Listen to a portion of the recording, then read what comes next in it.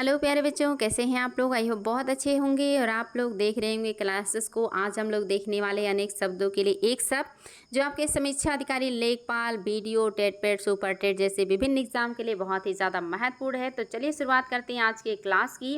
और आज आपका पहला शब्द है जिस पर हमला ना किया गया हो उसे कहते हैं अनाक्रांत। जो बहुत मंद गति से कार्य करता हो उसे कहते हैं मंथर। उचित अनुचित का ज्ञान रखने वाला कहलाता है विवेकी। जो अपने कर्तव्य का निश्चय ना कर सके उसे कहते हैं किंग कर्तव्य विमूढ़।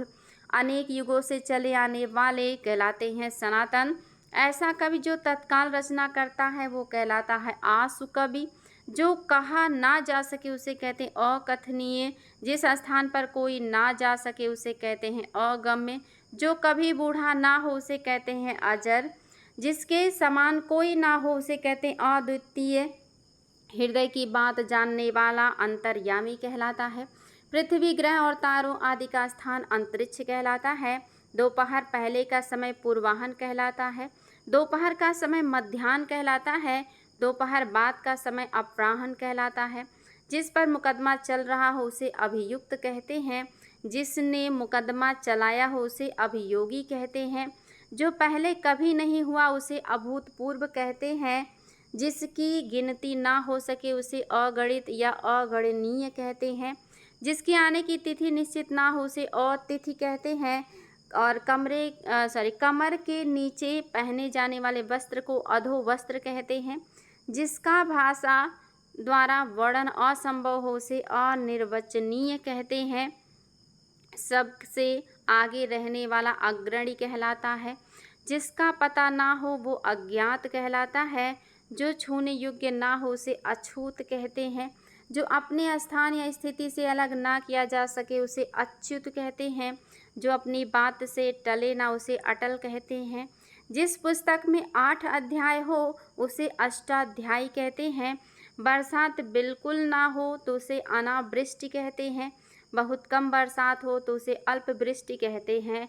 और अगर अत्यधिक बरसात हो तो उसे अतिवृष्टि कहते हैं। इंद्रियों की पहुँच से बाहर हो तो उसे अतीन्द्रिय या इंद्रियातीत कहते हैं। जो बीत गया हो उसे अतीत कहते हैं। जिसकी गहराई का पता ना लग सके उसे अथाह कहते हैं। जो आज तक से संबंध रखता है उसे अद्यतन कहते हैं। आज तक से जो संबंध रखे उसे अद्यतन कहते हैं। जिस पर किसी ने अधिकार कर लिया हो उसे अधिकृत कहते हैं। वह सूचना जो सरकार की ओर से जारी हो अधिसूचना कहलाती है। विधायक द्वारा स्वीकृत नियम यानी कि विधायिका, यहाँ पे होना चाहिए था विधायिका। विधायिका द्वारा स्वीकृत नियम अधिनियम कहलाता है।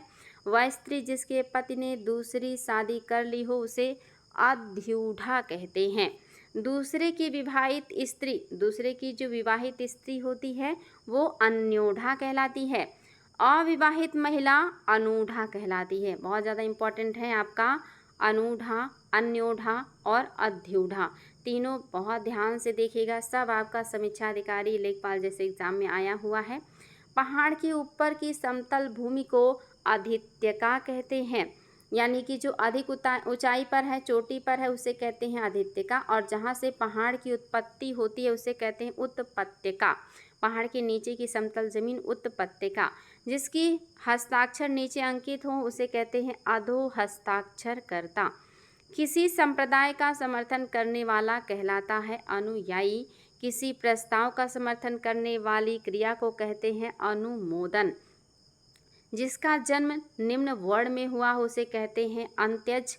परंपरा से चली आ रही कथा अनुश्रुति कहलाती है। जिसका कोई दूसरा उपाय ना हो उसे अनन्योपाय कहते हैं। वह भाई जो अन्य माता से उत्पन्न हुआ हो उसे अन्योदर कहते हैं। पलक को बिना झपकाए अनिमेष या निर्निमेष कहते हैं। जो बुलाया ना गया हो उसे अनाहूत कहते हैं। जो ढका हुआ ना हो उसे अनावृत कहते हैं। जो दोहराया ना गया हो उसे अनावर्त कहते हैं। महल का वह भाग जहाँ रानी निवास करती है उसे रनिवास या अंतःपुर कहते हैं। जिसे किसी बात का पता ना हो उसे अनभिज्ञ या अज्ञ कहते हैं। याद रखिएगा, जिसे पता होता उसे विज्ञ कहते हैं, जिसे नहीं पता होता उसे अज्ञ कहते हैं। जिसका आदर ना किया गया हो उसे अनादर या अनादृत कहते हैं।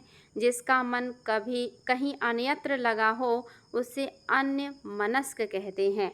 जो धन को व्यर्थ ही खर्चा करता है उसे अपव्यय कहते हैं, और जो धन को कम खर्च करता है उसे मितव्ययी कहते हैं। तो याद रखिएगा, अपव्ययी और मितव्ययी ये सारे शब्द आपके एग्ज़ाम में बार बार पूछे गए हैं बच्चों। इसको ध्यान से देखिएगा, रिवीजन भी करते रहिएगा ताकि एग्ज़ाम में जाके कन्फ्यूज़न ना हो और आप कॉन्फिडेंस के साथ इन सभी शब्दों को सही करके आएँ। आप चाहे किसी भी एग्ज़ाम की तैयारी कर रहे हों, यहाँ से आपको ज़रूर मदद मिलेगा, बशर्ते आप इसे बार बार रिवीजन करते रहें और खूब अच्छे से मेहनत करें। क्लास कैसी लगी कमेंट बॉक्स में ज़रूर बताएं। आज के लिए इतना ही, फिर मिलेंगे ऐसे ही चुनिंदा शब्दों के साथ। Thank you.